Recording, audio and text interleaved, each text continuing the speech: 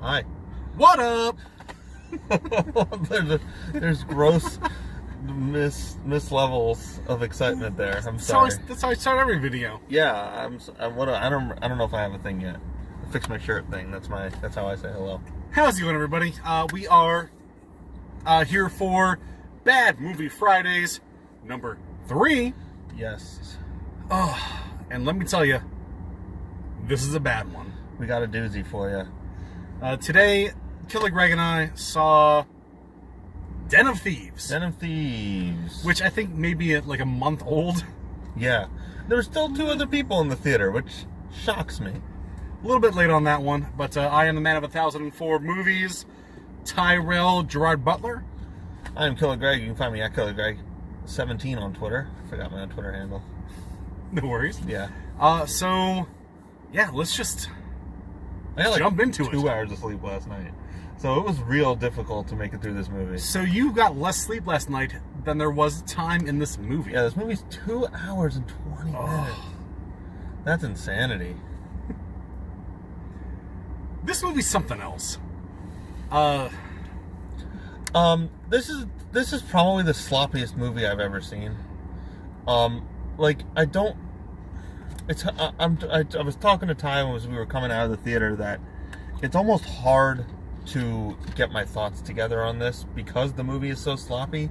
Like, bad movies are just bad movies, you know? Like, last week we saw Scorch Trial 7, and it was real obvious why it was bad. It went on too long. The characters had too much resolution. You know, like, you could pinpoint certain things. Be like, this is bad, this is bad, this is bad, that's fine. This movie is just so all over the place that I'm finding it very difficult to actually pinpoint what made it so awful. But it was awful. There are a lot of things that made this movie awful. Yeah.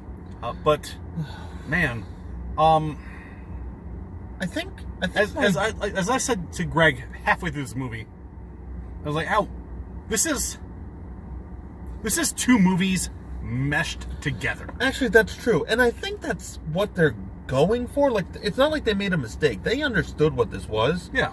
But this was half of I want to say LA Confidential, but that's not the best example. But it's like half of American Gangster. Like, you have that cop who is a good cop, but he's like rough around the edges, you know, and like so you have that movie there. But you also have like this sort of Ocean's 11, Fast and the Furious 8. Right. Like, it's not as fun as Ocean's 11. Ocean's 11 is like a, you know, a campy thing. It doesn't touch any of those. Right. But, you know, like, the kind of movie where the bad guys are the good guys and you're okay with that.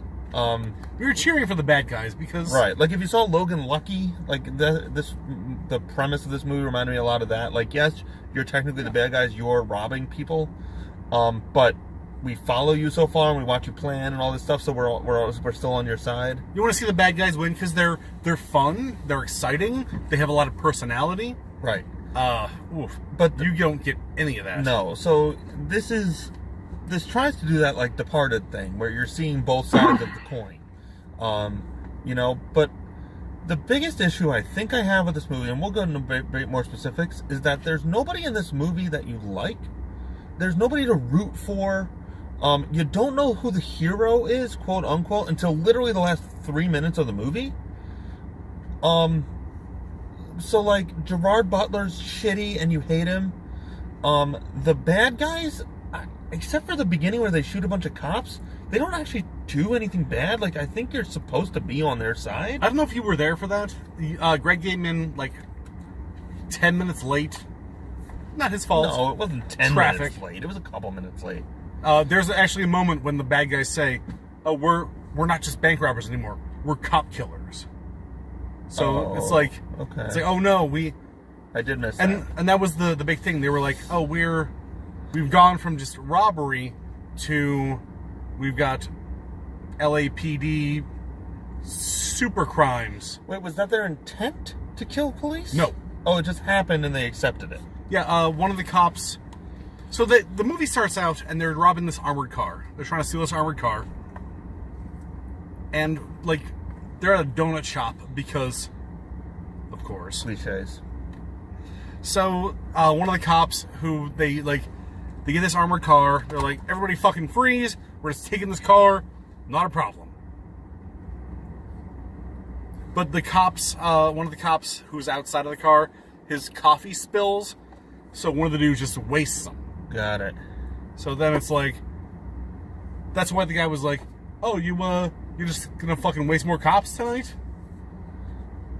This was at least 6 hours ago. Yeah. So. I get that. Like, I think that's why that scene is in there, was to paint these people as bad, so at the end you have a reason to root for Gerard Butler. But Gerard Butler's such a fucking scumbag. Like, there's no redeeming quality to him. No, I don't even agree with that, though. What redeeming quality is there to him? No, I don't agree that we're supposed to cheer for Gerard Butler. Oh, really? Yeah. But he wins in the end. Not really. I think you're supposed to think Gerard Butler's a cool dude. No, I think you're supposed to... There's so much to this movie. It's fucking terrible. I don't even know where to start, where to begin. I think the type of person who would like this movie, and there's people out there who would like this movie, because, you know, there's plenty of movies in this vein that make tons of money. I think people who would like this movie are supposed to think Gerard Butler's a cool, badass cop, and he's gonna get his man. He is exactly the trope of the haggard big city cop. But I'm gruff, and my entire life is just completely gone to shambles because I'm part of the mega crimes unit. Yeah, but they always have some redeeming thing. You know what I mean? Like, in this movie, Gerard Butler's kids get taken away. And they kind of do a scene where he's like, okay, I'm a good dad. But, like, in a better movie, he would be constantly looking out for his child. Like, he would go out in the streets, he would kidnap a dude, he would shoot him in the leg for information, and then he would go home and he would make his kid dinner. Like, that's what would happen in a better movie. So in the better movie, he would be, like, the Punisher. Yeah. Perfect. But this movie's not good, so they don't worry about that. They have one scene where Gerard Butler stalks his child at a school and has a very peculiar conversation with her, and of course, child acting, just a nightmare. And then he pretends he's a honey bear. He's like, I'm a honey bear, and the child laughs, and then that's the scene. There's about 10 scenes in this movie that just don't need to be there. Before we get too much into the plot, this is a 2.5 hour movie. So long. I had to pee 3 times. Like, come on. The poor guy at the end of the aisle he hated us. He just kept his seat down the whole time at the end. We thought he left. Yeah, I thought he left too. Which I almost envy him. Yeah. If I hadn't left the Maze Runner, like if I hadn't walked out for the last couple minutes of the Maze Runner last week, I would have left for the last couple minutes of this. Which actually, I mean, theoretically, then I would have missed the whole point of the movie. Theoretically, you did the exact same time, because both these movies are almost equal. Den of Thieves, 2 hours 20. Mm-hmm. Maze Runner Death Cure, 2 hours 22. So that's too long for a movie. I can't think of a single movie. Oh, whoa. Oh, wow. Some lady just drove over like 3 curbs and a bunch of grass to just cut 15 seconds off of her travel time. Someone's angry about whatever 21 just offered her. That was crazy. I'm sorry. 2 hours and 20 minutes is too long for a movie. Like even Star Wars, which was really, really long, was dragging a little bit. You need to cut your movie needs to be under 2 hours. Unless it's going to be super interesting. Like, as we constantly talk about, The Departed. That's a long-ass movie. Boy, that is a long movie. Every single moment that, though, has you hooked. You know? Yeah. There's no Mark Wahlberg going to a casino planet. Thank God. There's no... I would watch that movie. Well, it's called Transformers 6. Transformers 6, Casino Planet. But, I mean, there's just no pacing in this goddamn movie. And let's use that for a segue. Because this movie has no fucking tone for the first No. Hour and a half. No tone. So when I walked in, there was a gunfight going on. Movie starts out with a little text scroll. 4,400. There was a text scroll? It wasn't a text scroll. It was the exact same text we get through in the entire movie. Oh, okay. It was like 4,400 banks get robbed 44 times a day, 9 times a week, and this is just the tip of the iceberg. They really said all this? It said... Why? Because they're setting up Los Angeles as like this fucking like area of like this area where there's like nothing but bank robberies. But that doesn't... They don't reference that at all. First off, this movie barely takes place in LA. Like, there's no LA landmarks. It's not like Michael Mann. When he did what was that called? It was the Tom Cruise Jamie Foxx movie, Collateral. When Great he did movie. Collateral, yeah, it was a great movie. That Michael Mann went out of the way to make LA feel like a character, and that's what you have to do if you're going to if the city is going to be prevalent in your movie, it has to be part of it. Like, this movie couldn't take place in anywhere other than New York or Hollywood or I don't know, Detroit. You know what I mean? Like, this is the backdrop. Yeah, I can guarantee this movie was shot in Toronto. This could have been a Toronto. They could have just put Toronto in there, and it wouldn't matter. Sure. But, I'm sure this idiot director, he wrote it too, he read some article, oh my God, LA's had 4,400 bank robberies, and I'm going to write a movie about that. And he's like, no, this is crucial to the movie. This is crucial movie, got to put it in. But the thing is, it's not even they set up Russell Crowe's group as major crimes, which they don't just... Major crimes is conspiracy type stuff. They, long form investigations. They could have made them the bank robbing division. You know what I mean? They only specialize in bank robberies, but they don't. They're not like the bank robber people. They're just major crimes.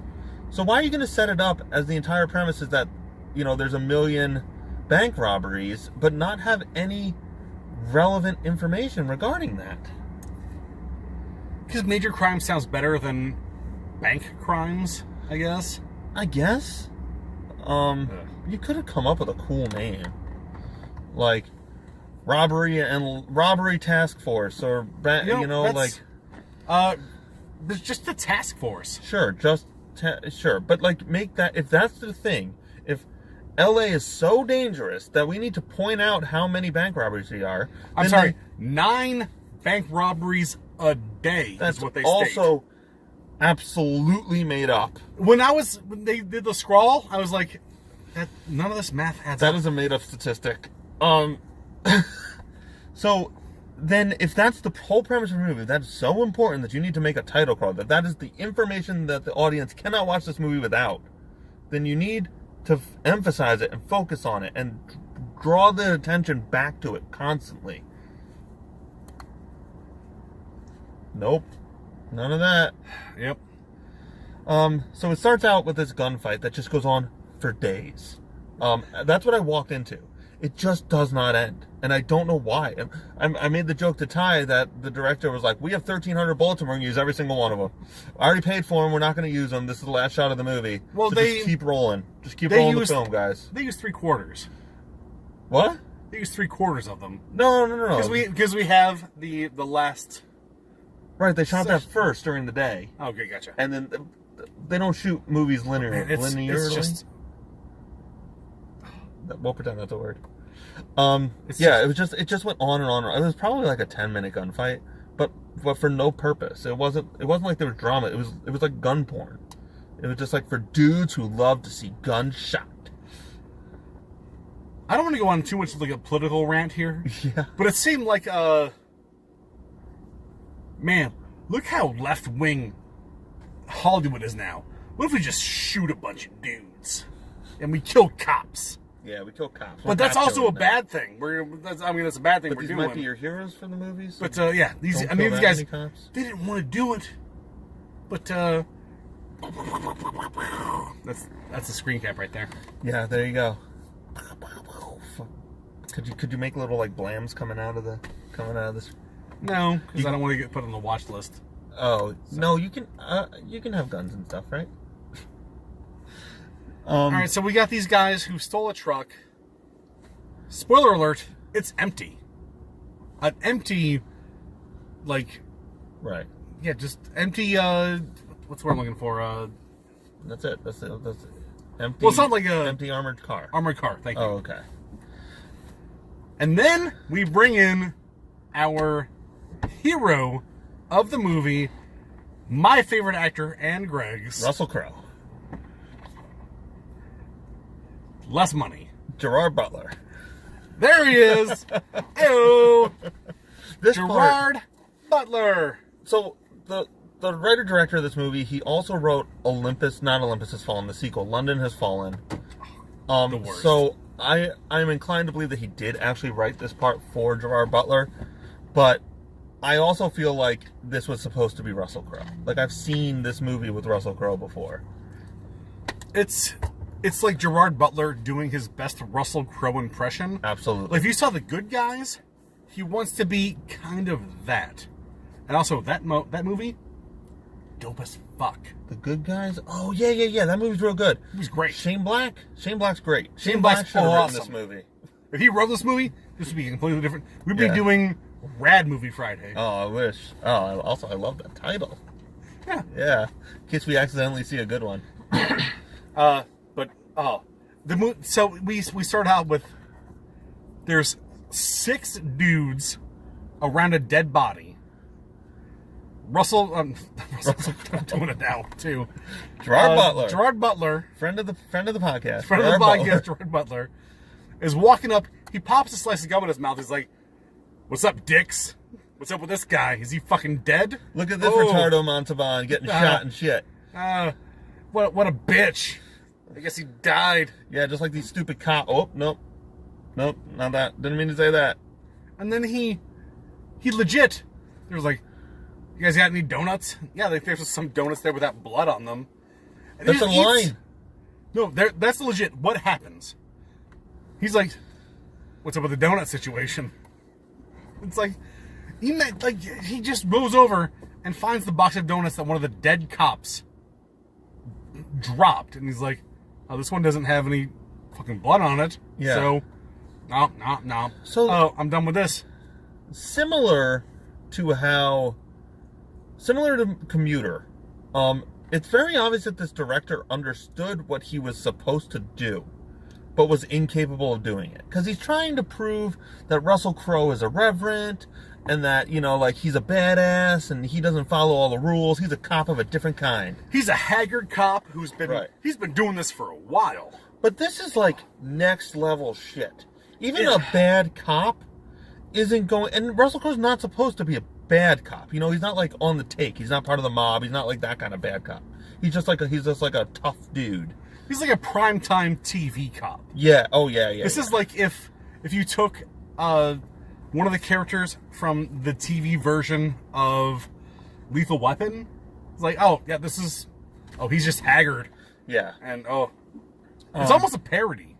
It's almost a parody. Right. This is like an SNL sketch. Like, no joke, this is an SNL sketch. Like, I'm a tough cop. I'm gonna eat these donuts off this dead cop's body. This motherfucker, as he's walking up to the crowd of detectives over a dead body, pops in a piece of gum, makes quips. It's like, what's this guy die from? Heart attack? Too many donuts? Someone else makes a quip. He's like, "Shut up, fuck you." Oh yeah, that's right. He's cracking jokes, and then someone else cracks a joke. He's like, "That's inappropriate." We need to tile it down. He's like, and then he's like, "Hey, you guys got any donuts kicking around?"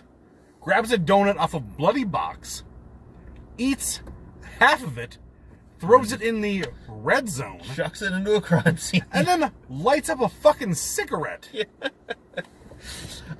And then What? Yeah. That's ridiculous. And then he encounters his FBI nemesis because he's a local sheriff. And then there's the FBI they sort of set up this like antagonistic FBI guy, but he's barely in the movie and it never pays off. Oh, no, it doesn't. At no point does he actually like stop Gerard Butler from doing anything, which should be that role. Like, no, we do around the books, or we're taking over, we're shutting you down. You've gone rogue, we're shutting you down. That's this FBI agent's role in this movie, but he doesn't do any of that.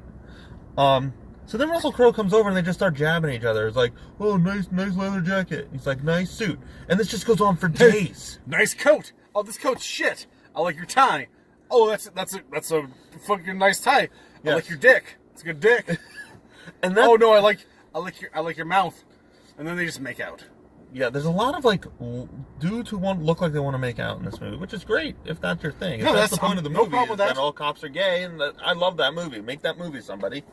But like, then this is where this movie starts to get incredibly literal, because they just start saying absolutely blatant things. Like, and sometimes that's fun. Like, I had the same exact comment for Pitch Perfect 3, where like somebody would say a stupid joke, and Anna Kendrick would be like, that joke's stupid. Or something stupid would happen, and every character would be like, did that just happen? That doesn't make any sense. It's funny when it's in a comedy. When it's in a super serial cop drama, it doesn't make any sense. So Gerard Butler's like, or the FBI guy's like, did you just throw a donut in there? He's like, yeah, I did. That doesn't make any sense. It's like, oh, wow, you're just saying what's happening. And that trend continues the entire movie. Even rewind to our the Commuter review, where it's like everything's just like spelled out for you, super hard. This one. Oh, don't even worry about thinking. Don't think. This is even more so than the Commuter. This is very blatantly like, at one point, they don't leave anything to the audience. They assume the audience is stupid. At one point, Gerard Butler goes into a bar, and the guys he's like, yeah, cops and bad guys get along here. It's like neutral ground. And any smart person in the history of the world will think to themselves like, oh, it's kind of like Casablanca. Yeah. And then the bartender says, like Rick in Casablanca. It's like, oh, dude, come on. Please. I'm going to take a minute to just kind of condense this plot. All right. So we've got Gerard Butler and his team, who is fighting some stuff. And they are fighting just a bunch of shredded dudes and 50 Cent. And what was that, Ice Cube's kid? Who is, by the way, the best. I love this kid. He's the all-time worst actor I've ever seen in a movie. Seriously? Yeah. Really? He's terrible. He's a nightmare in this movie. He can't act his way out of a paper bag. I think he's fine. Oh my god, dude, no. I think everybody else in this movie is way worse than he is. There's not even a chance in hell he's the worst actor. No way. That's fine. We don't have to agree on this, but like, no, that's the debate for another day. He looks to me like a guy who is getting direction from the director for every single thing he does. Like, a good actor like Tom Hanks will read a script and make notes and like come to the set with ideas, and he'll be like, in this scene, here's what I'm thinking, and I'm going to do this thing. I feel like Ice Cube's kid got to the set and he's like, all right, what's my lines? And they told him his lines, and he just said them. And the director was like, okay, you just got choked out in the last scene, so maybe we can do something with that. And then Ice Cube Jr. was like, oh, right, got it, I was choked out. I'm gonna pretend like I'm choking still. It's like, well, it was hours ago. So, like, maybe you could do, like, a quick, like, crack of the neck. And he's like, no, I'm just going to hold my neck. And be like, yeah. Oh, what if I hold my neck and then spit on this bus? Yeah. Everything. I just feel like the director was screaming at him the whole time, and then they just fixed it in post. It's like, emote more. No, emote. You're surprised. Now you're sad. Be more sad. Ice Cube, be more sad. I feel just fine. I feel the exact opposite. I think it's like, oh no, you're doing great. Russell Crowe, nope. Gerard Butler, you just keep on ripping. You just keep on making weird jokes for the first half of this fucking movie. I do feel like half the script was written, and Gerard Butler just ad-libbed the rest. Gerard Butler, I think, was the worst part of this movie, hands down. And for those of you guys who have followed us, Gerard Butler is pretty prevalent in these movies. Yeah, this is our second Gerard Butler movie. He's I feel like he's just gonna be all over the place because actually, truthfully, I didn't hate Gerard Butler in this movie. The character written for him was bad. Oh no, he's awesome. He did the absolute best he could with what he was given. I think I feel like that's my opinion on that. Other thing of it, he wasn't given anything, and they just let Gerard Butler be Sure, Gerard that's Butler. also possible. And even so, that's still dope. You know in Jay and Silent Bob when they're making Good Will Hunting 2, and the Gus Van Zant's there and like, hey Gus, how was that? And he's just counting money. He's like, great job, boys. That was it. Perfect. Keep it coming. That was this director. Hey, what? I don't remember his name. Hey, director, what am I doing in this scene? You're real upset that your wife gave you divorce papers. Cool. Do I have any lines? Nope. Just do your thing, man. You eats a donut while smokes a cigarette. Yeah. Oh, all right. We got to crack through this. We're at 26 minutes. Yeah. Haven't gotten past the first 10 minutes. There's. It's a weird thing. There's so much to talk about, but there's nothing to talk about. Sure. I'll emphasize this again at the end. I think when this movie comes out on Blu-ray or DVD, I think I'm going to do a more long-form review. I would love to do that too. Because I think this is a movie that would benefit from like a scene-by-scene breakdown, or at least emphasize certain scenes. So let's just take a second here. We're at 26 minutes. Yeah. If I do a minimal editing, it'll be 25. What are your thoughts? Like, just overall thoughts. Okay. This movie's awful. It's probably one of the worst, the most poorly constructed movie I've seen in a very, very long time. That's like not a B movie. You know, you see Harvest of Fear. It's a shitty movie that was made on $10,000 in someone's backyard. Like, that's a different beast. This movie probably cost $40 million to make. And it was just all over the place. It was just all over the place. First off, $40 million is fucking crazy. It certainly is. The fact that is like the cheap at this point. Oh, yeah. Let me see. I have it pulled up here. Let me see how much a movie actually costs to make if I can. 50 Cent is in this movie, but he's barely utilized, and that kind of makes me sad. This movie was $30 million to make, so. That's still a tremendous amount of money. Oh no, you were off by $8 million. There's no good guys. There's no bad guys. I don't know what Russell Crowe's role is. Pablo, the main villain, the main white guy villain, his name is Pablo something. I can't remember his last name. He plays Mad Dog. Schmesko Schmar. It's something close to that. He plays Mad Dog Sweeney on American Gods, and he was also on the second season of The Wire, my favorite season. I love him, and I actually kind of liked him in this movie too.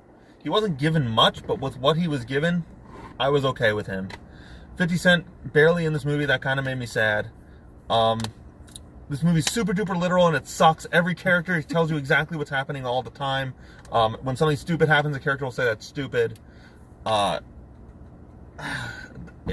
Just a terrible fucking movie. Just terrible. I can't tell you how awful this movie was.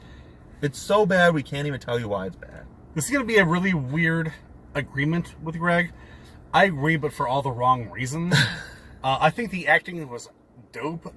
There was a great moment where 50 Cent, Curtis Jackson, brings his... I was peeing during this, because again, this movie's like 8 hours long. I peed 3 times. But that's part of the problem, though. Like, the acting is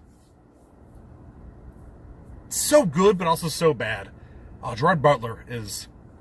He's chewing up scenery. He's chewing it. He's like, if I'm in your scene, I'm going to make sure you're looking at Gerard Butler. He's also believable, but he's also fucking terrible. Nobody acts like a human being in this movie. Yeah, that's kind of what it is, too. There's a scene where Gerard Butler comes home and he accidentally sent his wife a text that was like, oh, baby, I love the way you sucked my dick last night. But his wife didn't suck his dick last night, so she's hip to his game. Oh, no, I made a mistake. Right, so then she wakes her kids up. Oh, not even wakes them up. We don't see that. It was like she had them hiding in the closet. All of a sudden, she just has the kids by their arms, and it's like, we're leaving. And they have an argument that humans don't have. It was him, like, trying to be like, hey, don't leave with all the kids, because... Sure, but the way they were arguing was just... That was so terrible. Peculiar. This movie is just almost something special. It's almost something special. If it was an hour and 40 minutes, I might tell you to go watch this movie. Yeah, this was like a 98, even like a 99-minute movie. 120. Sure. But 220? Oh. Wow. Wowie zowie. So my last thing that I found very strange was that sometimes this movie goes out of its way to tell you where things are taking place. It'll be like Englewood or Wilmington or a correctional facility, but it's totally sporadic. There's no consistency. It's not like every time we see a new location they do it. That's not true. Every time, and there's not like, so if at the end of the movie you have a chase scene that goes through the entire movie, the entire city, it benefits you throughout the movie to show off places so that you know where they're going and that they are traveling a great distance. This isn't a chase scene happening around a block. It's happening through the entire city, and we've seen the entire city. That all makes sense. None of that, though. So they just, like, 3 characters get title cards. Like, Russell Crowe pops up and he gets a title card. Ice Cube Jr. gets a title card, and the white dude gets a title card. But that's it. No one else does. And there's no reason why. Like, their names are said immediately afterwards, or even before the title card sometimes. I'm gonna take an extra step. Like, there are a few. I don't want to sound like weird on this one. They're like Samoan guys in this movie nonstop, and they like talk so you can't even understand them. And there's no like subtitles or anything. No. Which, nothing against that, but you would think there would be something, right? What a movie. Yeah, that's it. I mean, that's it. Just don't see this movie. It's very, very bad. It's like epically terrible.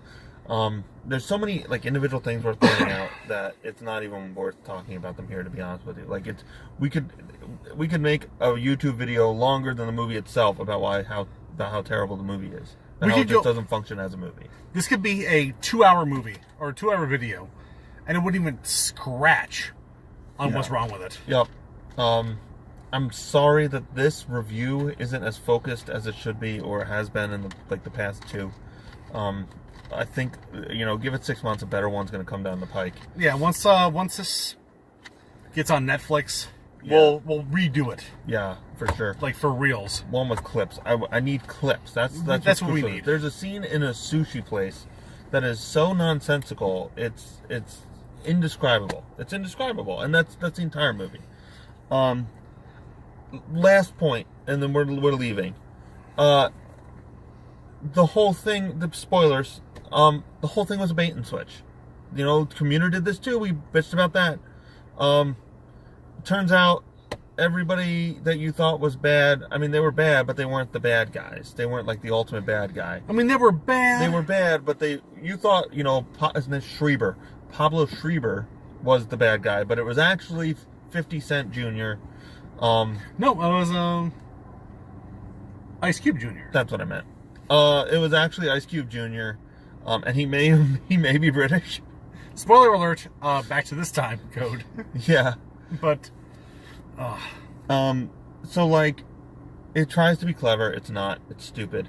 Yeah, it tries to be clever, but it's just stupid. It's if you ever watch Sherlock. You watch Sherlock? Yeah. Season 1 of Sherlock was great because it was like, oh, we're gonna solve this crime together. And then season 2 of Sherlock happened, where it's like, this crime happened. Oh, and now here's how I already solved it. Right. And that's sort of this movie.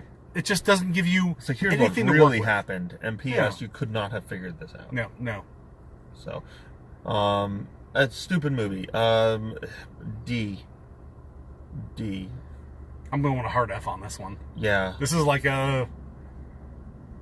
I can't think of anything actually redeemable about this movie. I know it's going to sound really shitty, but I actually really enjoyed Gerard Butler because he seemed like he knew how terrible it was. He was like, keep the camera on. I'm going to riff for a bit. Maybe. maybe, but that doesn't save it for me. So, like, Yeah, Gerard Butler being out of character and riffing doesn't, like, that's not a selling point in any way. That's almost a negative. I get it. You're welcome to like it. I'm not critiquing that.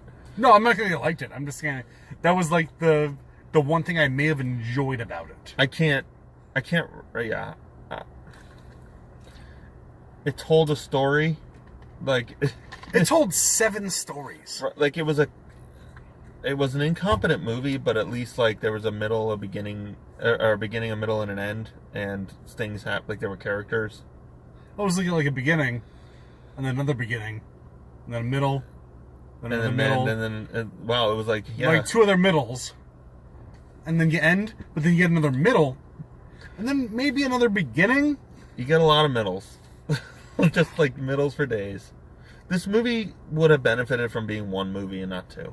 If we follow the gang and to be completely honest with you, after I peed the first time, I saw the movie poster, and that's when I got it, because like Russell Crowe's crew is on the top and 50 Cent's crew is on the bottom, and they're juxtaposed against each other like this, and I was like, oh, it's like a counterplay thing, like Heat or. Heat's the best example. Untouchables. It's that kind of movie. It's not smart enough. But it's so incompetent that I didn't even understand that until I saw the poster. It needed to focus on, like, a script this terrible needed to focus on one crew. So okay, so here's what we're going out on. 2 fun facts. 2 fun facts.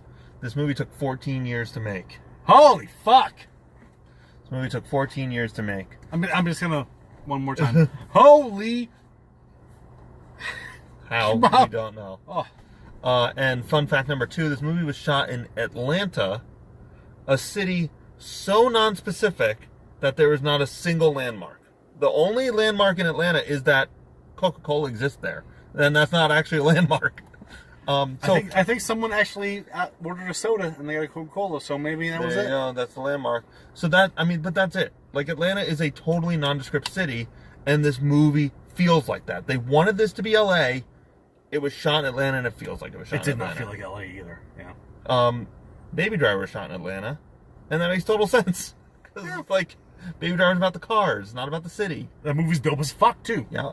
So, that's it. This movie's terrible. Yeah. I am Killer Greg. You can find me at KillerGreg17 on Twitter. Man of 1,004 Movies, Tyrell Jumanji. Hit me up on Twitter at 1004 names. You can find all our shit at IdiotswithMics.com. WCWTF Podcast on Twitter, Patreon, and YouTube. Yeah, and our Twitch. So if you enjoyed this video, or even if you didn't, what you wanted to do is take a second, disrobe a little bit. Take your finger, lick it, just lick it, and just stick that right into a fucking light socket. Have a great day. We love you. I didn't even get to talk about my favorite joke. Russell Crowe wants to take everyone's shirt off and wrestle him. including the combine. Check that out for our in-depth review on... 6 months. On June. Thieves. Peace out. All right. Love you. Thank you. Peace.